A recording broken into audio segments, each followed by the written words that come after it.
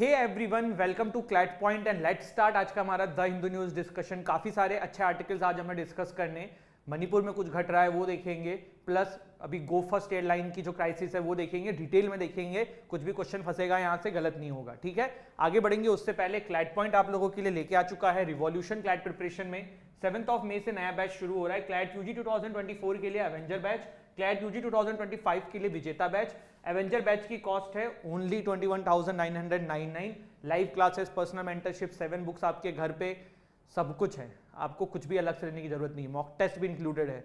Everything you needed to crack this exam, everything is there. Same सारी चीजें इस batch में भी हैं। अगर सिर्फ बुक एंड मॉक्स चाहते हो तो क्लैट पॉइंट का मैजिक बॉक्स जो है आप मंगा सकते हो। It will cost you 5499 rupees, ठीक है। चलिए आगे बढ़ते हैं। क्लैट पॉइंट के और भी वर्टिकल्स हैं जैसे कि CLAT PG, NLSAT, law optional, judiciary. आप इनके बारे में भी हमारी ऐप से डिटेल चेक कर सकते हैं। And if you want to enroll किसी भी कोर्स में, चाहे क्लैट का हो चाहे इसका हो, सबके लिए 3 से 4 डेमो क्लासेस पड़ी हैं ऐप पे, आप चेक कर सकते हैं, ठीक है।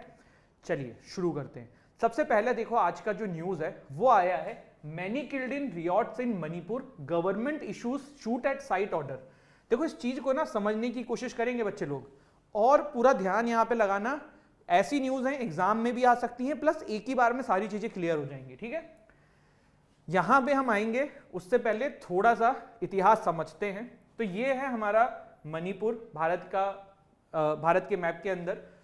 मैंने आपको हर बार बोला है, जब भी हम किसी स्टेट के बारे में पढ़ेंगे हम उसको मैप में जरूर देखेंगे। मैप में देखने से क्या होता है, आपको आइडिया लग जाता है कि भाई ये पर्टिकुलर जगह है कहां पे, तो वो बहुत इंपॉर्टेंट है। एक सेकंड यार, वॉच गिरी हुई है, उठा लूंगा।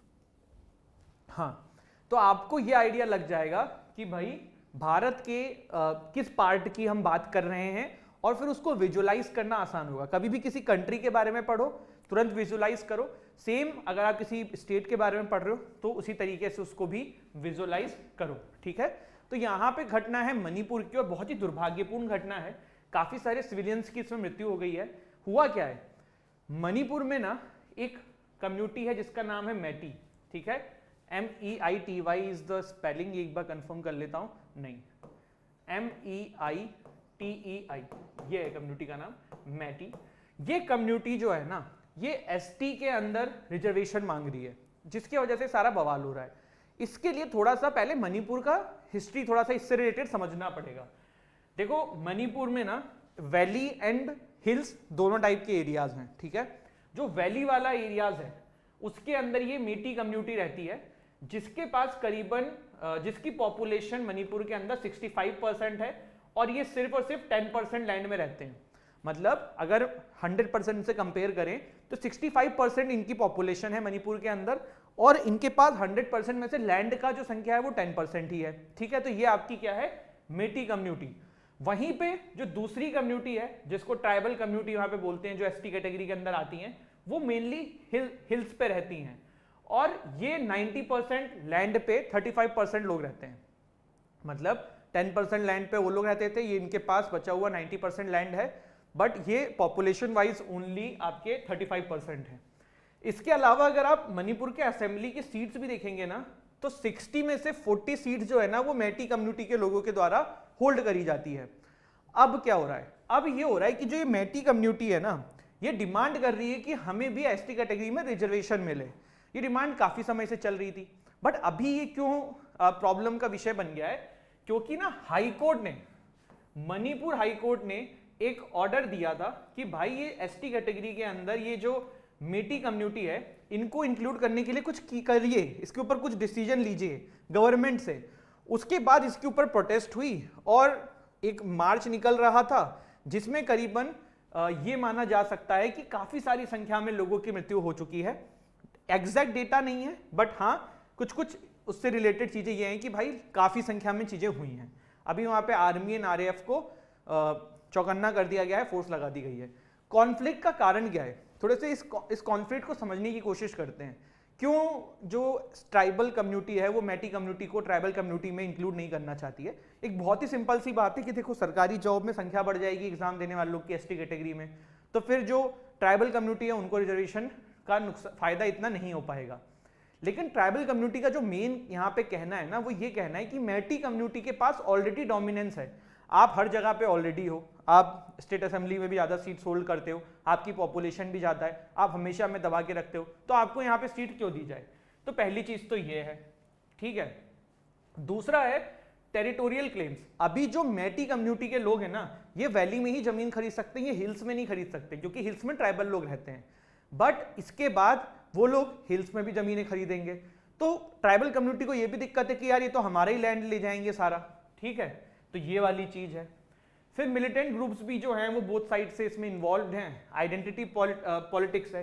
देखो मैटी कम्युनिटी का जो है ना, ये कहना है कि भाई हमारा जो कल्चर है ना वो खत्म होता जा रहा है, हम लोग इतने आगे ऊपर नहीं बढ़ पा रहे हैं, और वही ट्राइबल कम्युनिटी कह रही है कि ऐसा कुछ भी नहीं हो रहा है, तो इसीलिए हमें रिजर्वेशन दिया जाए, हमें एसटी कैटेगरी में डाला जाए, जिससे कि हम जो है वो इस चीज़ों को बचा सकें।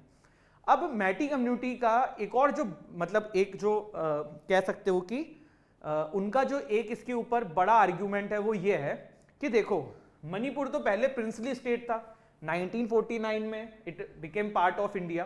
तो जब ये प्रिंसली स्टेट था ना, तब मेटी कम्युनिटी जो है ना, इसको एसटी का स्टेटस मिला हुआ था, बट आफ्टर दिस ये एसटी का स्टेटस खत्म हो गया। तो ऐसा क्यों हुआ, ये भी इनकी एक डिमांड है। इसके वजह से ये सारा प्रोटेस्ट आपको देखने को मिल रहा है, और अभी इस पे वायलेंस भी हो गया, क्योंकि हाईकोर्ट ने भी आदेश दे दिया था। तो जो ट्राइबल कम्युनिटी है उनको लगा कि भैया अब ये सही में इनको इंक्लूड कर देंगे तो दिक्कत हो जाएगी, तो इस लेवल पे ये मैसिव प्रॉब्लम्स आपको देखने को मिली। अब आज का थोड़ा सा न्यूज देख लेते हैं, इससे रिलेटेड क्या आई थी। तो मणिपुर गवर्नमेंट ने थर्सडे में इशू कर दिया है शूट एंड साइट ऑर्डर कि अगर इस तरीके की चीजें होंगी। एक सॉलिडेटरी मार्च निकाला गया था 9,000 लोगों के द्वारा, जिसमें काफी सारे लोगों की मृत्यु हो गई है, ठीक है। चीफ मिनिस्टर कौन है यहाँ के, तो नॉनथम्बम बीरेन सिंह, यहाँ पे लिखा हुआ इनका नाम, आप जस्ट अ सेकेंड, ठीक है, बीरेन सिंह। इनके द्वारा ये कहा गया है कि भाई काफी सारे लोगों की मृत्यु हुई है, और कुकी जोमी ग्रुप के द्वारा यहाँ पे जो है सबसे ज्यादा इस पूरे के पूरे जो ट्राइबल कम्युनिटी है उसके अंदर कुकी जोमी ग्रुप जो है, इनके द्वारा सबसे ज्यादा पार्टिसिपेट किया गया था इस पूरे के पूरे मार्च के अंदर। और इसमें फिर जो दूसरी कम्युनिटी है उनकी वजह से वायलेंस हो गया, दोनों के आपस में लड़ाई झगड़े हो गए और काफी सारे लोगों की मृत्यु हो गई है। तो ये वाली चीज है, एग्जैक्ट आंकड़ा भी सामने नहीं आया है, बट ऐसा क्या हुआ था, क्या है ये कहानी, पूरा मैंने आपको समझा दिया है, इससे बाहर इसमें कुछ पढ़ने की जरूरत नहीं है, ठीक है। क्लियर हुई बात, बहुत अच्छी बात है, क्लियर हो गई तो चलिए आगे बढ़ते हैं दूसरी न्यूज की तरफ। Jaishankar discuss LAC with queen holds talks with Lavrov but not Bhutto.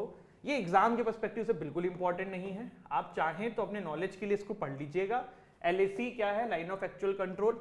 LOC and LAC में अंतर क्या है, इंडिया चाइना के द्वारा अलग अलग मानी जाती है एलएसी, कोई एग्रीमेंट के द्वारा कोई फिक्स लाइन नहीं है एलएसी। एलओसी वहीं पे दोनों ही कंट्री के द्वारा रिकॉग्नाइज है, इंडिया और पाकिस्तान के द्वारा, कि यही लाइन है। तो ये एक बेसिक डिफरेंस है एलएसी वर्सेस एलओसी में, ठीक है। फिर यहाँ पे देखो एक एडिटोरियल आया था आज, and another airline bytes the dust, ठीक है। तो क्या है इसका पूरा समरी, वो समझने के लिए अब हम देखते हैं। देखो 1990s में एक एयरवेज था जिसका नाम था दामानिया एयरवेज, ये भी खत्म हो गया था, खत्म मतलब बैंकरप्ट हो गया था, इसके बाद ये एयरवेज खत्म हो गया। कुछ समय पहले किंगफिशर का हमने देखा था, यही हाल हुआ था, है ना। और बताओ जिसका इस तरीके का हाल हुआ था रिसेंटली में। तो यहाँ पे बहुत सारी फ्लाइट्स की कंपनी जो है ना वो शट होती जा रही हैं। अब ये गो फर्स्ट के साथ क्या हुआ है, देखो गो फर्स्ट ना इंडिया की 5th नंबर की लार्जेस्ट एरो फ्लाइट कंपनी थी। तो गो फर्स्ट के जो आपके कंपनी है, एक सेकेंड मैंने डाला था यहाँ पे, हाँ, तो गो फर्स्ट ने यहाँ पे ये बोला है कि वॉलेंट्री इंसॉल्वेंसी प्रोसीडिंग जो है वो नेशनल कंपनी लॉ ट्रिब्यूनल में इन्होंने स्टार्ट कर दी है, और इसके पीछे इन्होंने रीजन दिया है P&W कंपनी को, प्रैट एंड वाइटनी कंपनी को। क्या है ये पूरा मामला, मैं आपको समझाता हूं। देखो कोविड आया था, ठीक है, तो कोविड के बाद हुआ ये कि गो फर्स्ट जो है उसकी भी फ्लाइट काफी सारी शट थी। कोविड के बाद ना गो फर्स्ट का ये कहना है कि हमारी 40 से 50%, आई थिंक 30 to 50% फ्लाइट्स जो है ना वो उड़ नहीं पा रही हैं, और इसके पीछे रीजन है कि हमने जो इंजन है ना वो एक कंपनी से लिया था जिसका नाम है प्रैट एंड वाइटनी। इस कंपनी के इंजन जो है ना खराब हो गए और अब ये कंपनी हमें दूसरे इंजन भी नहीं दे रही है। हमने आर्बिट्रेशन ट्रिब्यूनल में केस फाइल किया था, वहां हम जीत भी गए थे, तब भी ये हमें उसका रिफंड या फिर नए इंजन नहीं दे रहे हैं। ये बात यहाँ पे गोफस्ट के द्वारा कही गई है। तो गोफस्ट का ये कहना है कि हम अपने फ्लाइट फंक्शन को बंद नहीं करना चाहते हैं, बट हम डीजीसीए एंड जो नेशनल कंपनी लॉ ट्रिब्यूनल है इनको बताना चाहते हैं कि हमें थोड़ी रियायत दी जाए, हम पे थोड़ी मतलब क्या बोलते हैं लीनियंट हमसे रहें ये लोग, क्योंकि अभी हमारे पास ये प्रॉब्लम है जिसकी वजह से फंड की कमी है। तो ये बात गो फर्स्ट के द्वारा कहा गया, इसीलिए उन्होंने बात बोली है। ये जो कंपनी है ना आपकी प्रैट एंड वाइटनी, ये सिर्फ इनको नहीं, अभी देखो एक लुफ्थांसा करके एक एरोप्लेन की कंपनी है, तो वो भी अपने फंक्शन को शट कर चुकी है क्योंकि उनके द्वारा भी एक प्रैट एंड वाइटनी का इंजन लिया था जो वर्क नहीं कर रहा है। तो ये मामला है जिसके वजह से अभी गो फर्स्ट जो है वो आपकी न्यूज में है। देखो जब फ्लाइट कंपनीज बंद होती है ना तो बहुत नुकसान होता है। देखो सबसे पहले नागरिक का नुकसान होता है, उन्होंने टिकटें कर रखी हैं, आई थिंक 9 मई तक इन्होंने शट कर दिए अपने सारे फंक्शन। तो सबसे पहले तो जो नागरिक है उन्होंने टिकट एडवांस में कर रखा है, तो आप कहोगे कि सर चलो वो तो रिफंड कर देती है ना फ्लाइट कंपनी। कभी टिकट करना फ्लाइट के तो जितने पहले आप टिकट कर लोगे ना उतने सस्ते पड़ते हैं। जैसे कि मुझे कल जाना है और मैं आज फ्लाइट करूंगा तो मोस्ट जो कॉस्टली फ्लाइट का रेट होगा वो होगा। तो जैसे कि मान लो मुझे 20 दिन बाद जाना था, तो किसी ने 9 मई का टिकट किया था पिछले महीने, अब वो कैंसिल होकर उसको तो उतना ही अमाउंट मिलेगा जो उसने उस समय किया था, बट अब वो टिकट ढूंढने की कोशिश करेगा ना तो उसको उस प्राइस में टिकट नहीं मिलेगा। तो नागरिक का नुकसान हो रहा है, सिटीजन्स का नुकसान हो रहा है, प्लस जो ये एम्प्लॉयज होते हैं इन कंपनीज के अंदर वो कुछ दिन घर पे बैठे हुए हैं, उनका फ्यूचर अनसर्टेन है, उन्हीं में भी डर है। पायलट हो गए, क्रू मेंबर्स हो गए, जो आपके एयरपोर्ट पे जो स्टाफ होते हैं उस कंपनी के वो हो गए, तो उनका फ्यूचर भी अनसर्टेन है। तो ये अच्छी सिचुएशन नहीं है किसी भी कंपनीज के लिए। और बहुत ज़्यादा जानकारों का ये कहना है ना कि जो फ्लाइट की कंपनीज होती हैं ये ब्लैक होल होता है, मतलब ये प्रॉफिट इसमें कमाना बहुत मुश्किल हो जाता है, ऐसा कहा जाता है। ऑल्दो अभी इंडिया में आप बात करो तो आई थिंक नंबर 1 पे इंडिगो ही होगी प्रॉफिटेबिलिटी के मामले में, and they are doing fine, तो वाली बात है। बट अभी गो फर्स्ट के साथ क्या हुआ ये मैंने आपको बता दिया है, इसमें कोई डाउट नहीं होना चाहिए। थोड़ा सा गो फर्स्ट के बारे में और देख लेते हैं। तो 2005 में फाउंड हुई थी, हेडक्वार्टर इसका मुंबई में है, ठीक है। वाडिया ग्रुप के द्वारा इसको ओन किया जाता है, फाउंडर है इसके जहांगीर वाडिया, ठीक है ठीक है। चलिए आगे बढ़ते हैं। अब एक चीज सिर्फ यही नहीं है, अब जो गो फर्स्ट में आदमी ट्रेवल करेगा उसको डर लगेगा कहीं उड़ते हुए तो इंजन इनका बंद ना हो जाए, पता पड़े भाई जा रहे थे गोवा और पहुंच जाएं स्वर्ग पर लोग, है ना। चलो अगला आर्टिकल जो है वो स्ट्रेटेजिक टाइम आउट से है, बिल्किस बानो केस से है। क्या आर्टिकल है, देखो सुप्रीम कोर्ट ने एक बात कही थी कि भाई ये जान करके डिले कर रहे हैं क्योंकि KF जोसेफ साहब जो हैं वो रिटायर हो जाएंगे तो वो उनकी बेंच ना सुने, ये बात हमने लास्ट सेशन में देखी भी थी। तो वही उसी पे एडिटोरियल आया हुआ है। यहाँ से 2 चीजें आपको सीखनी है। पहला क्या है, पहली पॉइंट यहाँ से ये निकलनी है कि बिल्किस बानो केस क्या है ये पता होना चाहिए। कल किसी ने मेरे से पूछा कि सर बिल्किस बानो केस में ना नोट्स नहीं बना पा रहे हैं, कैसे बनाएं। देखो ज्यादा इसमें नोट्स वाली चीजें नहीं है, आपको ये पता होना चाहिए कि इसका वर्डिक्ट का नाम क्या था, केस का नाम क्या था, कब इस पे वर्डिक्ट आया था, थोड़ी सी इनकी कहानी पता होनी चाहिए, मैंने लास्ट सेशन में बताया था, और कैसे पॉलिटिक्स हुआ पूरा का पूरा वो भी देखा। अभी जो लोगों को छोड़ा गया है वो किस लॉ के तहत छोड़ा गया है वो भी मैंने बताया था। तो ये चीजें नोट कर लो। कहानी आपको वैसे भी हमेशा याद रहेगी अगर आपने वो वीडियो देखी है जो मैंने बिल्किस बानो पे बनाई थी, कल ही शायद अटैच करी थी, तो वो कहानी आपको याद रहेगी। वो पूछते भी नहीं है एग्जाम में, जो पूछा जाएगा ना वो ये चीजें पूछी जाएंगी कि जो अभी 11 लोगों को छोड़ा तो वो किस लॉ के तहत छोड़ा वो मैंने आपको बताया, ठीक है। तो ये सारी चीजें हैं जो आपको ध्यान रखनी है। चलिए, SCO ministers meet today to discuss economic ties, ठीक है, न्यूज है। यहाँ से ये कुछ इंपॉर्टेंट नहीं है, SCO के बारे में आपको पता होना चाहिए, हमने बहुत बार डिस्कस किया हुआ है। SCO का ऑब्जेक्टिव क्या है ये पता होना चाहिए, ठीक है। SCO बना कब ये पता होना चाहिए। SCO के पहले फाउंडिंग मेंबर्स कौन थे, शंघाई 5 वाले। लेटेस्ट कंट्रीज में कौन जुड़ी है, ईरान जुड़ी है। इससे पहले कौन जुड़ा था, इंडिया पाकिस्तान। तो SCO के बारे में ये पता होना चाहिए। हेडक्वार्टर कहाँ है इसका, बीजिंग है, ठीक है, तो ये पता होना चाहिए। और एक आपको SCO के अंदर रेड्स के बारे में पता होना चाहिए, रीजनल एंटी टेररिज्म स्ट्रक्चर। इसका हेडक्वार्टर कहाँ है, आई थिंक ताशकेंट में है, ठीक है, that's it. India Russia set to suspend talks to settle trade in rupees. देखो क्या हुआ था, जब से रशिया के ऊपर काफी सारे सैंक्शंस लगाए गए थे तो रशिया को बहुत दिक्कत हो रही थी किसमें, डॉलर में ट्रेड करने में। तो बात ये चल रही थी कि रुपी में कर लेते हैं।